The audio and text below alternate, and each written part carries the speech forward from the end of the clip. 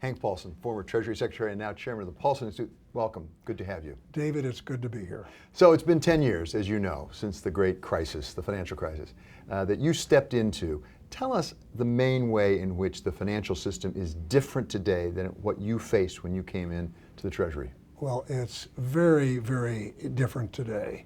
So let's talk about what I faced.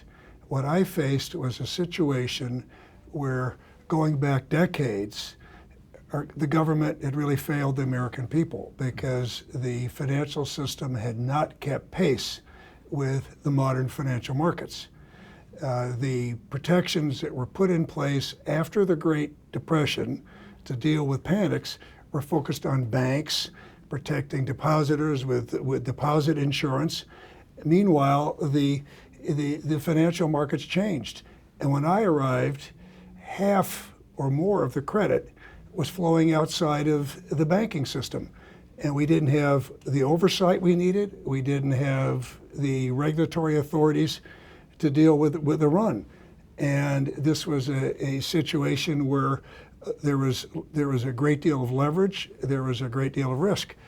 Today, when you look at it, we see a situation where the banks are better capitalized. We have much better regulatory oversight. I think there's fewer gaps. I think we have a better set of authorities. There's less what I would call dry tinder. There's less excesses. So I think there's less risk, although these things are unpredictable, of having any kind of a major financial crisis. On the one hand, and there's some important new authorities, but some of the things we relied very heavily on have been taken away. So I wish we had a few more protections. Well, I want to come back to that, but another way that the financial system has changed, it strikes me, is the growth of some money managers, for example. You got a BlackRock, well over $1 trillion now. Right. Even a SoftBank that's raising $100 billion to put in a venture capital. You have a lot of money that's outside of the banking system, outside of those regulatory structures that you talk about. We still do, but not as much as we did. I mean, you've named a couple, and there's a couple more. And I would like to see, more protections. That we have orderly liquidation authority to wind down an institution which is failing. I wish we had that, for instance, to deal with Lehman Brothers. Mm-hmm. But we don't have the authorities we need as broadly as we need them outside of the banking system. But the thing that would be most concerned about are some of the authorities we used to stop the panic. The Exchange Stabilization Fund at Treasury we used to guarantee the money markets. Remember, there was a run on $30 trillion in the money, $3.5 trillion, $30 trillion. This is, there's 30 million Americans, $3.5 trillion in the money markets. And the money markets were funding short-term borrowings from many of the biggest companies in the world. So when the money markets began to implode, the commercial paper market dried up. As these big companies started cutting back on their short-term funding, this would have moved very quickly to their suppliers, to smaller industrial companies. Could have been disastrous, but we stepped in and we used the Exchange Stabilization Fund to guarantee the money markets. We no longer have that authority. The authority that the FDIC used, that Sheila Bair used so courageously to guarantee the unsecured liabilities of bank holding companies, Dodd-Frank took that away. So we don't have some protections, but we have some important new ones. Well, you lost some of the legal provisions that you described. What about political? Because one of the things that you had going for you, and I know it was difficult and was not all in a straight line, but through that crisis, you got Congress, you had a president, even with low approval ratings, to really back you. Do we still have that same political capital or political competence, given what happened last time? Yes. I think that's really a key question. But I want to begin by saying when I arrived in 2006, President Bush was at a low point in his approval rating. I mean, he was in the high 20s. 40% would have seemed high then. And there was a very poisonous atmosphere in Congress. But I had a president that really encouraged me to develop relationships with Democrats as well as Republicans. And fortunately, I had a year to do that before the crisis, to get some things done, stimulus with Nancy Pelosi and with John Boehner, and to do some trade deals and so on. So, and to develop the relationship with the president. So twice we had a Congress come together on a bipartisan basis to give Treasury unprecedented authorities for Fannie and Freddie and then for TARP. And I'm proud of that, and I'm proud of the policy continuity across administrations. But I'm never going to bet against our government's ability to do that in the future. A crisis, the financial crisis brought out in some ways the worst in America in terms of greed and the problems in some of our regulatory systems and so on. But at the end, people came together, and I would really like to believe if we, God forbid, had another crisis like this, that the country could come together. But you're right, the things we did were so unpopular that I think it's going to make it even more difficult for our successors. At the Paulsons, you spent a fair amount of time on China. You know China well. You spent a lot of time over there.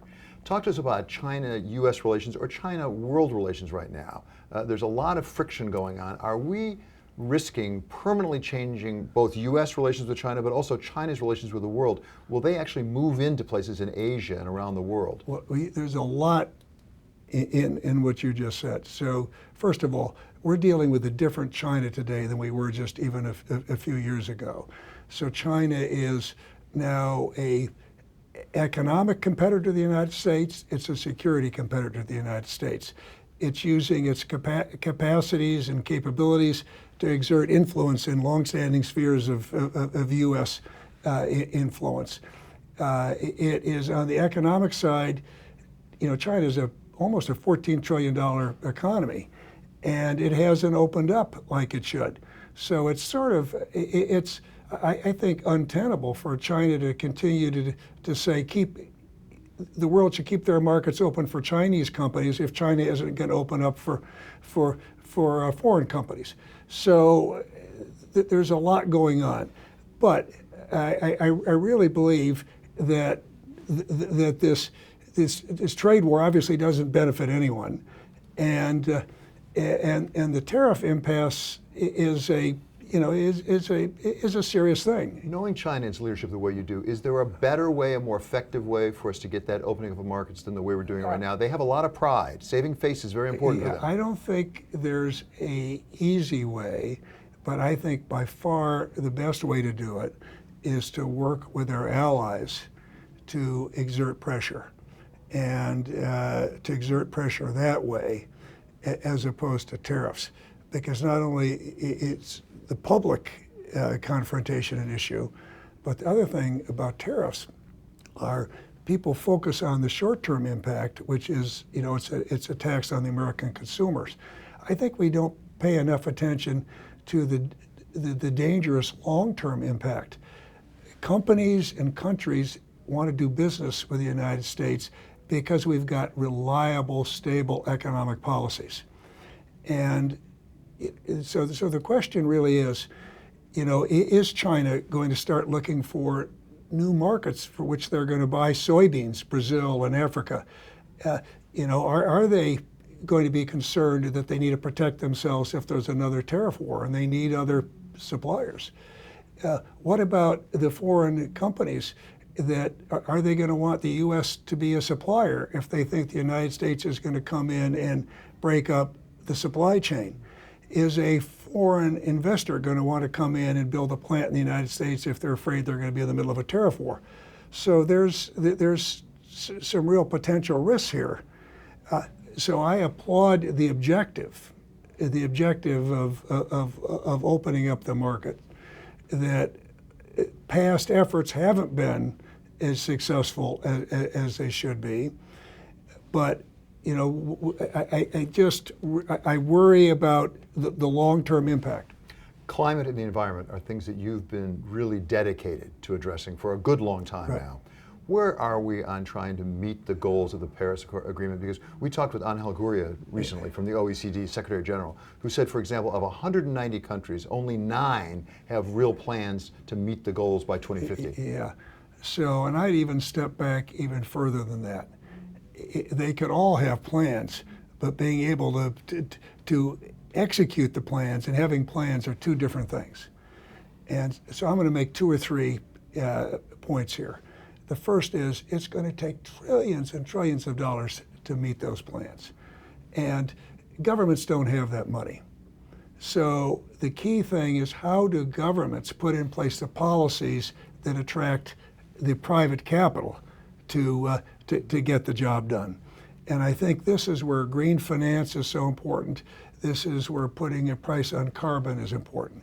Will it pay for itself, that investment?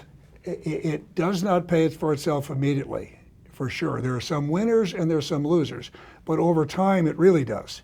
The thing that's so perverse about climate change is let's compare that with a financial crisis, okay?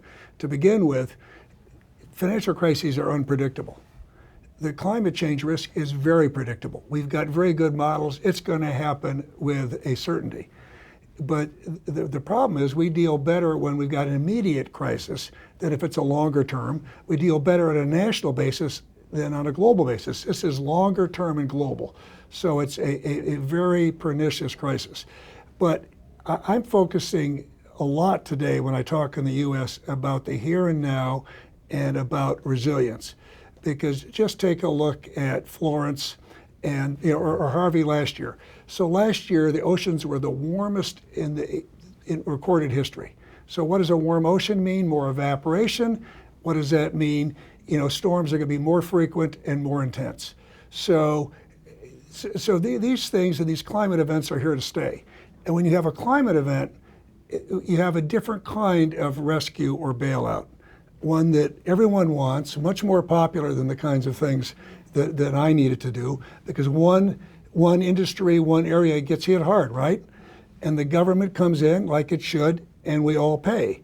So to me, the lesson is we need to be building the right kind of infrastructure. After you have a Florence, you need to come in. We need to harden our hospitals, our roads, our bridges. Businesses owe it to themselves to protect their economic security in terms of where they locate plants. So I think this is a matter of protecting our economic securities. Climate change is ultimately an economic issue.